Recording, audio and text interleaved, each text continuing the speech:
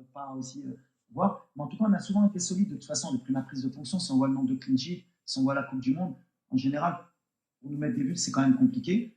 On a cet état d'esprit, on l'a inculqué parce que c'était un peu ce qui nous manquait au Maroc quand j'étais joueur, bien sûr, même quand j'y étais plus. D'ailleurs, on peut voir d'anciens joueurs qui se plaignent un peu de notre style de jeu.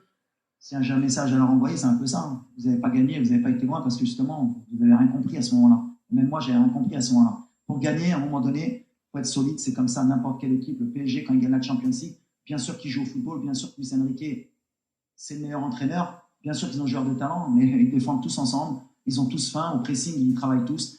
Et qu'à un moment donné, le talent ne suffit pas, et encore moins en Afrique. À un moment donné, c'est ce que j'essaie d'apporter justement sur cette sélection, sur cette génération qui arrive, sur les plus jeunes, que quand on veut gagner des titres, il faut être solide. Et aujourd'hui, le Maroc, on est solide défensivement.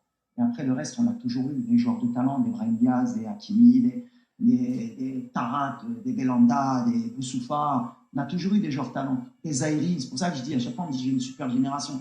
Le Sénégal, ils ont toujours une super génération. Le Maroc, ils ont toujours une super génération. La différence aujourd'hui, le mindset que les Sénégalais ont pour être réguliers, le Maroc, le mindset maintenant qu'on a pour être régulier, c'est ce qui fait que maintenant on peut rivaliser avec les Européens, avec les Sud-Américains. Parce qu'aujourd'hui en Afrique, notre football, il a grandi. Et pour finir, comme ça on finit sur une bonne note, on oublie la finale. Je pense que si on est comme ça, la prochaine Coupe du Monde, la 2026, il y aura plus de pays africains en quart et en demi, Inch'Allah.